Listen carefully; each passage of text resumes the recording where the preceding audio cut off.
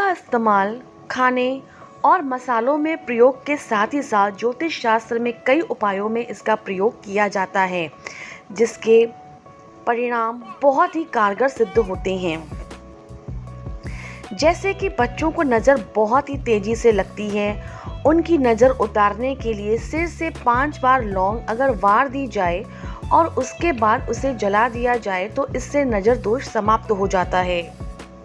ज्योतिष शास्त्र के अनुसार लौंग को शिवलिंग पर भी चढ़ाया जाता है, जिससे घर में सुख समृद्धि आती है, महादेव की कृपा सदा बनी रहती है और मुसीबतों भी टल जाती हैं, समस्त दुखों का निवारण हो जाता है। घर की नकारात्मक ऊर्जा को दूर करने के लिए कपूर और लौंग को एक साथ जलाया जाता है, जिससे नकारात्मकता दूर होती है और घर में सकारात्मकता का विकास होता है, घर में समृद्धि आती है। अगर कोई बेवजह परेशान कर रहा हो या आप अपने मन में ही कई दुविधाओं में जूझ रहे हो, तो आपको मंगलवार के दिन बजरंग बाण का कम से कम 5 से 7 बार या 11 बार पाठ करना चाहिए, जितना आप कर सकते हैं। इसी के साथ साथ दीपक में कपूर और लौंग के साथ ही साथ उन्हें जलाना भी चाहिए, जिसके द्वारा उनकी धुनी को पूरे घर में देना चाहिए। नवरात्रि के प्रथम वार को 2 लौंग लेकर अपने सिर से 7 बार घुमा करके माँ के चरणों में 9 दिन तक ये लौंग रखनी चाहिए और 9वें दिन पूजा आदि संपन्न करने के बाद माँ के चरणों से आशीर्वाद लेते हुए इस लौंग को अपने पर्स या पैसों की जगह पर रखने से माँ की अनुकंपा सदा बनी रहती है।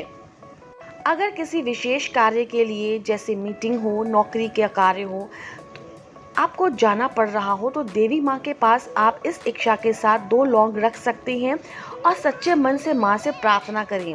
घर से निकलते हुए माँ का आशीर्वाद लेते हुए उन लौंग को अपने मुंह में चबा कर रखें और माँ से अपने कार्य की सफलता के लिए प्रार्थना करें। घर की नकारात्मक ऊर्जा को दूर करके सकारात्मकता का बचाव करने के लिए एक कांच की प्याली में नमक भर के रखना चाहिए। इसी के साथ 4 से 5 फूल वाली लौंग उसमें अवश्य रखनी चाहिए। यह आप घर के हर एक कोने में या हर एक कमरे में रख सकते हैं। इससे शनि दोष भी दूर होता है और नकारात्मकता भी दूर हो जाती है। अगर किसी व्यक्ति को बुरे सपने आते हैं तो उसे रात में अपने तकिए के नीचे 2 लौंग रखने चाहिए। सुबह उठकर माँ के आशीर्वाद से इन दोनों लौंग को जला देना चाहिए, यह कहते हुए है कि जितनी भी मेरी नकारात्मक ऊर्जा थी वह इस लौंग में समा चुकी है और उसी के साथ यह खत्म भी हो गई है। किसी विशेष कामना के लिए अगर आप कोई अनुष्ठान करते हैं, जैसे कि अगर आप 40 दिन या 21 दिन तक का हनुमान चालीसा का पाठ 21 बार करते हैं, तो उस समय पाठ करते समय आपको सरसों के तेल में 2 लौंग डालकर भगवान का पाठ और पूजा अर्चना सच्चे मन से करनी चाहिए। गंभीर समस्या से अगर आप जूझ रहे हो तो हनुमान जी के समक्ष बजरंग बाण का पाठ करना चाहिए। गुड़ और चने का भोग अवश्य लगाएं, साथ ही साथ लौंग और कपूर लेके जलाएं और उसकी भस्म को अपने माथे पे भी लगा सकते हैं।